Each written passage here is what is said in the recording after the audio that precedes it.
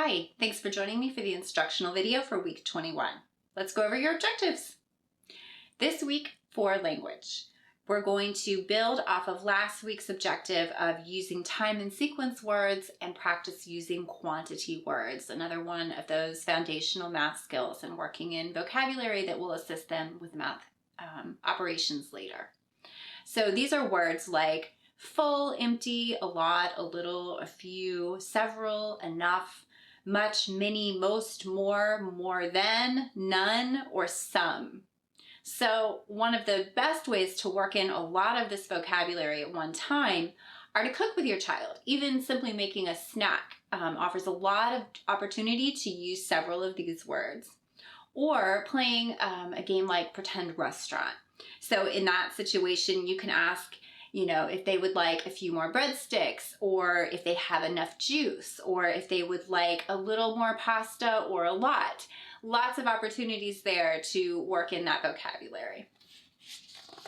For your cognitive objective for this week, we have under the category of learning, acquiring new skills. Seems like a strange objective because isn't the whole entire point of this course for your child to acquire new skills? And it is. So for this particular objective, I want you to take stock of all of the new skills that your child has acquired in the last few months. So sit down, think about it, make a list of all of the things that they're doing that they were not doing previously, all the things that they know that they didn't know previously, or even simply things that they're doing more frequently or more proficiently than they were doing before the course. So once you have your list, I want you to take a look at it and study it for patterns. So these are clues to things that your child is maybe particularly drawn to, particularly good at, and also areas where you might want to incorporate a little more additional practice. So for instance, if you can see from your list that your child has acquired a great many language skills, but not so many math skills, you may want to focus a little bit more attention on the math side. Or if your child is doing all sorts of new things with gross motor skills, they can ride their bike and throw a ball and hit it with a bat and swim and things of that nature, but that they're not incorporating as many new skills in the fine motor skills department. Maybe, still having trouble opening and closing their lunchbox, or struggling to hold a crayon or a pencil correctly, then maybe you want to focus a little bit more on the fine motor skills. So by reviewing your list and looking for patterns, and you can discover where you might want to spend that additional time helping your child to acquire some new skills. Under the category of literacy, we have identifying upper and lowercase u and also the short sound of u. So this is our final vowel. Now you've covered all of the vowels except for those tricky words where sometimes y or w acts like a vowel, but that's for much later down the road in sort of advanced phonics classes. Right now you've covered all of the basic vowel sounds.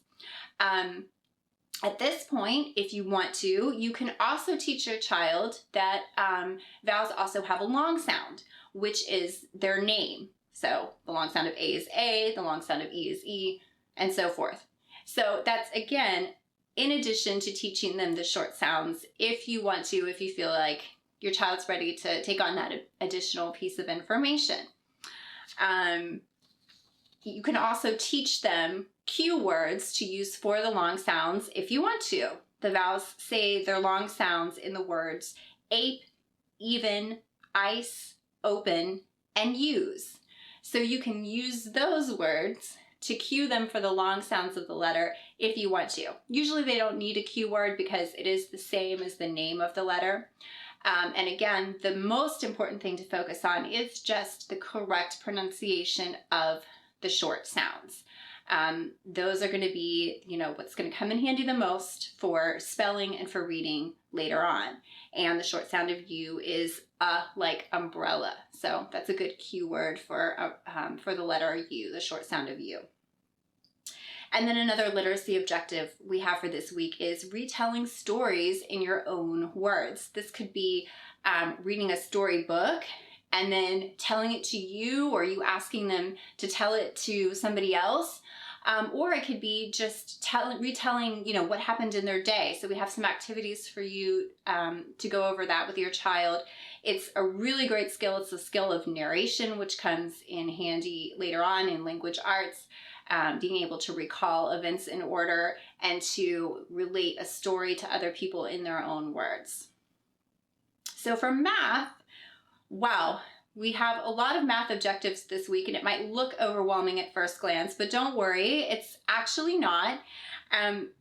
There's a lot of them, but at this point in the game, what you're doing is you're practicing information that your child has already begun and covered in previous weeks, or you're sort of combining skill sets to level up your child's math abilities. So again, if all of this is too overwhelming, do feel free to scale it back. The foundational math skills are things like number recognition and counting. But as you look at the objectives for this week, they're things like continuing to count by fives to 100. So again, a simple repetition of those numbers once a day, or even just 2 or 3 times a week is plenty. Or if you feel like that's too much to tackle, you can continue just working on counting by ones or counting by tens. Combining and separating different shapes to create a picture or design. So this is working with pattern blocks to create pictures, follow a template that's provided. And basically, this again is combining some cognitive objectives and some previous math objectives. We're just continuing to practice and work on things that we've already introduced. So this is nothing really new here. Being familiar with standard units of measurement and their names, and with standard measurement tools. So this is as simple as cooking with your child and talking to them about the different units of measurement that you're using and the different tools that you're using to measure with. And then also continuing from last week, knowing the months of the year. So once again, just like counting by fives, simply running through the months of the year once a day, 2 or 3 times a week. That's enough to cover this objective and to really begin through repetition to have them memorize the months of the year. For fine motor skills, you have 1 pincer grasp activity, 1 precision activity, 1 finger isolation activity, and 1 wrist extension and stability activity.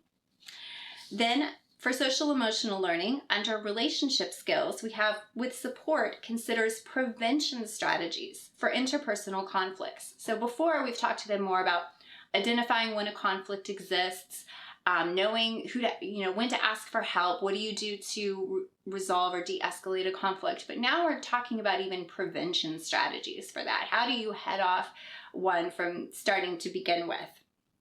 And then under the category of self-awareness, we have shows confidence in own ability to accomplish tasks and satisfaction in completion. So we give you some activities for that as well, now that your child is accomplishing so many new tasks. So we are wrapping up our animal classification project this week with amphibians, the category of amphibians, which is a fun one. They're unique. And sometimes amphibians are a little tricky to identify because one of their main characteristics is one that you can't readily see, which is their complex lifestyle. Amphibians have like a larval stage and all the way up to an adult stage. So they're super interesting to talk about and to explore with your child. Tadpoles to frogs is really an excellent example of that. You can compare it also to how a caterpillar goes from its larval stage of a caterpillar to a butterfly, but of course those are insects, not amphibians. So they're similar and you can compare and contrast those life cycles. But a really good example of an amphibian is a toad or a frog or a salamander that completes that life cycle. So this is a really fun one. Again, with the toads and the frogs, you're dealing with a really common animal for little children that they love to explore. You may even have the opportunity to go and witness some of these animals in your backyard or your local pond as they go through these stages. So I hope you have a lot of fun with this one. And again, we will see you back next week.